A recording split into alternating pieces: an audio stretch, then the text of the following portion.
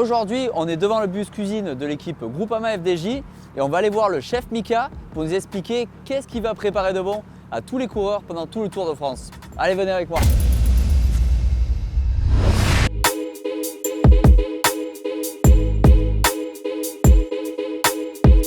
Ça y est, on a trouvé la cuisine de la Groupama FDJ et on a surtout trouvé Mika le chef et Clément l'assistant. Donc on va en profiter pour voir un peu, ils vont nous faire un peu la visite et nous montrer un peu quel est le menu du tour. Donc Mika, merci de nous accueillir dans ta cuisine. Bienvenue. Et en plus il est midi là, j'espère qu'on va pas trop te retarder là. Bah exactement, là vous arrivez pile au bon moment où les coureurs vont bientôt passer à table. Donc là je vais juste mettre les pâtes à cuire. Ouais. Donc on a les pâtes que les coureurs aiment bien et puis on va juste les mettre à cuire avant qu'ils passent à table. Donc là il y a au moins 1 kg, je pense qu'ils vont être mangés ce midi. Parce que là on voit, non, ça c'est pas le poids. Hein. Non, pas du tout. Là il y a 1 kg de pâtes. On va les cuire à peu près pendant 7 minutes, de façon à les garder al dente, comme ils disent. Oui, parce que quel est le menu du jour? Alors aujourd'hui, donc on a un menu spécifique tous les jours. Donc on n'a jamais tous les jours. Donc là sur les 21 étapes, ouais. Donc plus les jours de repos où on fait matin, midi et soir. Donc on n'a jamais la même entrée, jamais le même plat, la garniture non plus, et jamais le même dessert. Comme ça ne devient pas rébarbatif. Donc on a des menus adaptés bien sûr pour les sportifs. En fonction des étapes, donc je reçois une trame du nutritionniste qui me dit ce qu'il faut privilégier sur telle étape. Plus en même temps, il y a tout ce qui est logistique à prendre en compte, les transferts entre chaque hôtel, ce qu'on peut récupérer aussi aux hôtels, parce qu'on commande aussi la nourriture aux hôtels. Voilà, une partie, puis une autre partie qu'on achète pour des choses plus spécifiques. Voilà. Et donc ce midi, on a œufs. Là, on est en train de préparer les entrées. On a œufs mimosa au saumon fumé avec poireaux vinaigrette. Après, il y aura du cabillaud avec une sauce à la citronnelle et des petits légumes là qui sont déjà préparés. Et en dessert, ça sera une soupe de fruits qui est pastèque, melon et kiwi. On est pas mal là. Voilà. Plus donc ils auront les pâtes et le riz qui seront mis en buffet à côté. Et là, ils vont se servir en fonction de la quantité que. C'est eux qui se servent. Voilà, ils se servent. Ils ont une balance à côté. Comme on n'a pas tous les mêmes gabarits dans l'équipe, un Stéphane Koum comme un David Gaudu, donc il y a un écart de poids. Et oui. Donc il y a des quantités qui sont recommandées pour chacun, qui sont données par le nutritionniste de l'équipe. Donc chacun a sa petite liste de son nutritionniste avec la quantité de pâtes ou de riz à manger. Voilà, en féculents, ouais. Qui sont chaque jour différents. Hein. Oui. Bien sûr, mais c'est quand même assez incroyable ça. Hein. Oui, en fin de compte, on essaye d'être le plus précis possible. Et varié. Et varié en même temps. Pour leur donner un peu de plaisir pour qu'on les mange. Voilà, justement, parce que le moment du repas, c'est le moment du plaisir. Comment vous faites tous les jours pour faire les courses, justement? On parle de courses, mais les vôtres de courses, comment ça se passe? Sur le Tour de France, avec ASO, il y a un menu qui est fait pour chaque hôtel, destiné aux coureurs. Et donc, nous, de notre côté, on peut récupérer cette marchandise-là, voilà. Et autrement, si on veut changer le menu, parce que s'il y a par exemple un poisson qui est prévu tel jour et que notre nutritionniste de notre équipe nous préfère mettre une viande, donc nous on prévient quelques jours à l'avance du changement qui est à faire. Comme ça, nous on adapte nos menus en fonction de nos coureurs. Et c'est un menu qui est prévu par l'organisation, mais le même pour toutes les équipes. Exactement. Impressionnant quand même. Oui, c'est plutôt sympathique même. Et vous envoie la matière première, on va dire, parce qu'après chacun fait sa petite sauce. Les hôtels reçoivent la liste de ce qu'il y aurait à prévoir.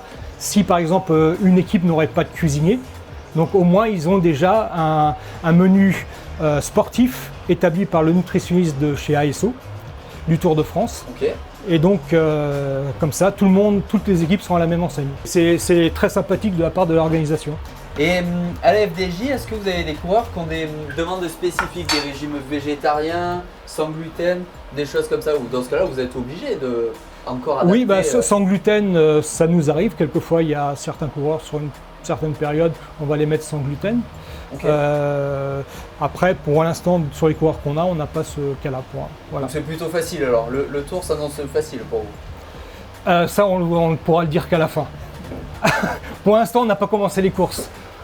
Et j'ai une autre question. Là on voit, il fait pas très beau aujourd'hui. Oui. Est-ce que les coureurs, quand ils annoncent une course très froide au niveau de la météo, ils demandent des plats un peu plus montagnards qui aident un peu plus au corps?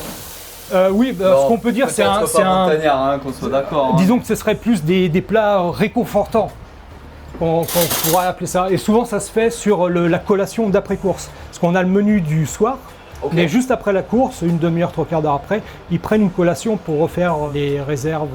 Remplir les réservoirs. Voilà, c'est ça. De glucides, de protéines. Voilà, exactement. Et donc là, quand il y a une météo, on a connu ça sur le Tour d'Italie, là où il a fait très froid. Donc avoir des plats chauds réconfortants, c'est ce qui est demandé. Du moment que l'apport nutritionnel qui est recommandé soit là, là, donc voilà. Vous pouvez varier. Ouais. Donc tu mets les vinaigrettes là-dessus, tu fais sur tous et hop. On voit que les assiettes sont plutôt belles. Est-ce que vous avez des assiettes avec le nom des coureurs exprès?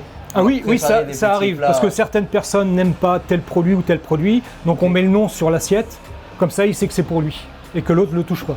Et vous préparez à manger seulement pour les coureurs ou pour toute l'équipe, tout le staff? Parce que ça fait beaucoup de personnes quand même. Hein. Oui, alors non, sur un grand tour, donc il y a 8 coureurs, donc nous on est destiné qu'aux 8 coureurs.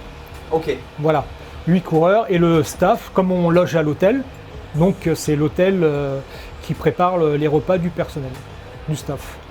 Mika, au niveau de la logistique, ça doit être pas évident parce que vous avez le petit déjeuner, le repas du soir, les collations peut-être après la course. Oui. Comment vous vous organisez? Parce qu'à chaque fois vous vous déplacez avec le bus. Exactement. C'est pas évident. Donc sur tous les grands tours, hein, cette année c'est plus concentré le Tour de France sur le sud de la France, on va dire, la moitié. Oui. Donc on aura peut-être un peu moins de transferts, mais on voit par exemple le Giro ou l'Espagne. On est descendu en bas, on est remonté, on a retraversé l'Italie, donc ça fait pas mal de routes. Donc en fin de compte, le matin à l'hôtel, on fait les petits déjeuners pour les coureurs.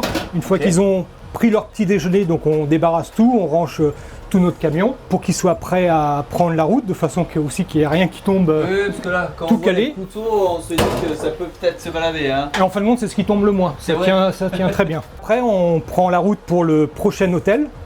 Parce qu'en fin de compte, on est une cuisine toujours en mouvement. Donc ça peut arriver qu'il soit 50, 100, 200, 300, 500 km de là. Donc c'est à nous de nous organiser, d'arriver disons que le plus tôt possible. Oui, parce qu'il faut partir juste avant le vrai départ et arriver bien sûr avant l'arrivée. Même bien avant. Bon. Et donc quand on arrive donc entre-temps, quelquefois on fait aussi des courses. On prend contact avec le nouvel hôtel sur l'organisation de la salle pour accueillir les coureurs. Donc après il y a toute la préparation, la collation d'après-course du lendemain, le repas du soir, le petit déjeuner pour le lendemain matin aussi. Donc tout ça, on doit être prêt avant que les coureurs arrivent à table et qu'ils aient fini leur massage à l'hôtel. Et vous êtes que deux pour faire ça? Oui, on est tous les deux pour faire ça. Et lequel de vous deux conduit le camion du coup? On a tous les deux le permis camion. Ah bon, c'est bon là. Mais c'est vous qui conduisez le camion? Quoi, c'est un de vous deux?